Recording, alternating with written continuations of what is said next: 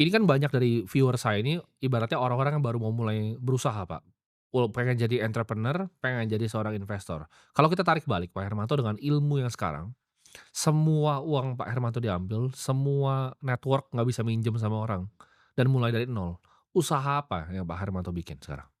Saya akan melihat, perusahaan yang stagnan, yang bagi saya bisa ngembangin menjadi 2 3 kali lipat dalam waktu yang singkat. Oke, Nah, tentu kalau saya bisa berkontribusi kepada perusahaan tersebut, ya saya akan mendapatkan nggak tahu itu profit sharing atau ya, mendapatkan share ya, yang pada akhirnya akan saya gulung terus dan saya akan bisa menjadi besar lagi. oke. Industrinya mungkin Pak, industrinya apa? FMCG. Kenapa FMCG?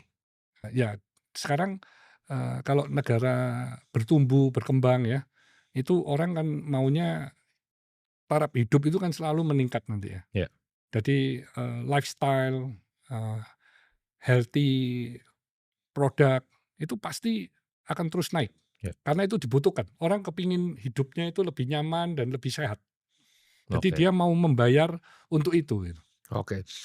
Sebagai grup besar, gimana caranya Pak Hermanto tentuin ini saatnya untuk ekspansi, ini saatnya untuk ngambil perusahaan, ini saatnya untuk akuisisi, atau ini saatnya untuk merger? Gimana Pak Hermanto lihatnya? Tankorp ini kan jadi besar sekarang. Ya. Dulu Pak Hermanto mungkin fokusnya di Avian waktu sempat operasional, sekarang udah ada CEO-nya, udah ada jenderal-jenderalnya. Kapan ini waktu yang tepat? Ini kan Pak Pak Hermanto ke Leo ini tahun 2017 ya, Pak? 2004 Mulai dari 2004, 2004.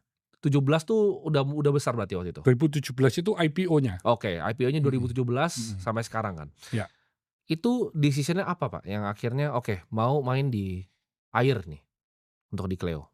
Oh, kalau Keputusannya apa? di tahun 2004, Iya, itu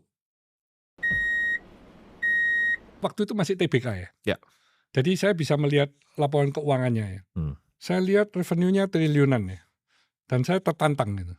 Ini Indonesia ya, tapi kenapa kok perusahaan dari asing ini yang menguasai gitu. Kalau saya bersaing di Indonesia, saya kan paling tahu dong budayanya, saya tahu orangnya, saya tahu medannya, semuanya kan saya lebih tahu ya. Kalau bersaing dunia mungkin saya butuh waktu ya untuk memperbaiki dari sisi SDM, dari sisi sistem semuanya ya. iya, Tapi kalau Indonesia kan saya pede banget gitu ya, jadi saya masuk aja. Tapi memang ini bisnis yang paling tough di Indonesia. oke, Ternyata banyak sekali perusahaan-perusahaan FMCG yang takut untuk masuk di dalam bisnis air, karena market leader-nya mempunyai market share 70% pada saat itu, sekarang tiga Cleo puluh berapa, Pak? persennya 30%-nya dibagi lebih dari 1.000 perusahaan. Jadi ibaratnya sandwich ini. Oke, Di sini ada 1.000 perusahaan yang nggak peduli apapun maunya tetap mau hidup kan. Jadi harga cuma tinggal ngikuti di bawah terus, sedangkan yang satunya premium dan yang market leader ini punya fighting brand. Nah, fighting brand-nya ini dibedain 35% untuk menghantam perusahaan-perusahaan lokal ini. oke. Akhirnya perusahaan lokal nggak ada yang hidup. Oke, mungkin kan kalau kita lihat di Cina ada perusahaan seperti Nongfu Spring ya, yang nomor satu sekarang di Cina. Oh, di Cina, Iya, yes. Pak Hermanto kira-kira strateginya kan grow luar biasa berarti, even dari IPO kita ngomong dari 2017 sampai sekarang kan earnings-nya labanya bertumbuh luar biasa ya, Pak, ya, Ya, 30% mungkin tahun ke tahun. ya. Ini apa, Pak, yang bikin air ini tuh spesial? Apakah dari segi brand, strateginya ini apa? Sampai mungkin sekarang berapa, 7-8% kali ya market share-nya? 8%-an ya. 7-8% market share ini apa, Pak, yang bikin rahasianya dari Cleo ini? Jadi memang, saya selalu yakin kalau kita memberi yang terbaik kepada consumer ya, kita punya misi itu mulia, kita selalu memikirkan kita punya customer, itu kita akan mendapatkan, pertumbuhan yang luar biasa.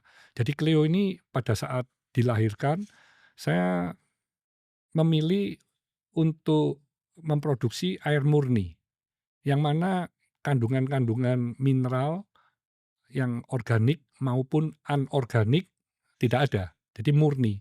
Karena kalau organik kita butuh tubuh kita, tapi kalau anorganik itu akan terjadi pengendapan-pengendapan di kita punya tubuh ya.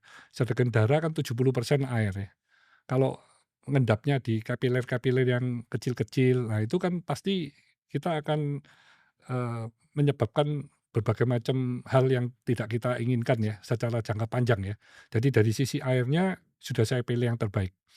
Terus dari sisi packaging, galon itu saya heran, di Indonesia itu masih memakai polikarbonat.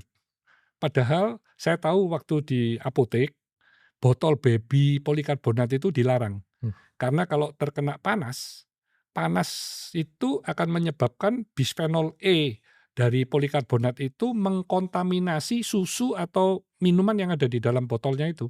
Kan di air juga sama, galonnya itu kalau kena panas, baik itu sinar matahari, di truk, di etalase toko, di mana-mana, itu airnya kan terkena kontaminasi bisphenol E, yang mana itu jangka panjang bisa menyebabkan autis, berbagai macam penyakit kanker.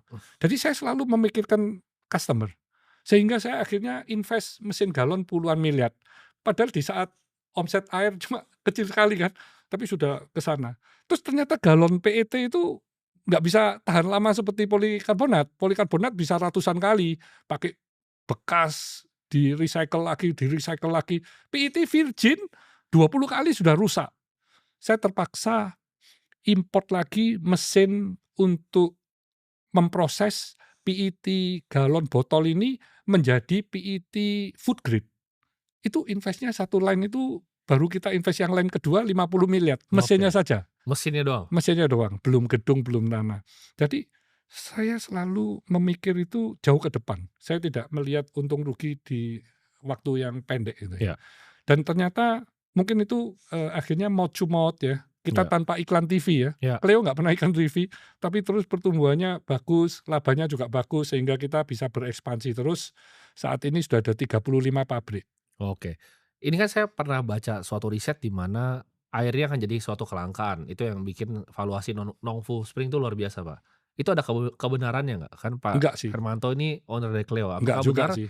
mata air ini terbatas dan sekarang kelangkaan di dunia mungkin dari tahun 2060, 2070? Enggak juga sih, karena kan air ini kan bersiklus ya. Ya. Kita kan ngambil juga dari bawah tanah yang terdalam ya, dan itu nanti kan akhirnya menguap jadi, hujan terus turun lagi, jadi kan berputar terus saja. Jadi mitosnya dibantah nih ya? Sesungguhnya enggak sih. Oke. Iya.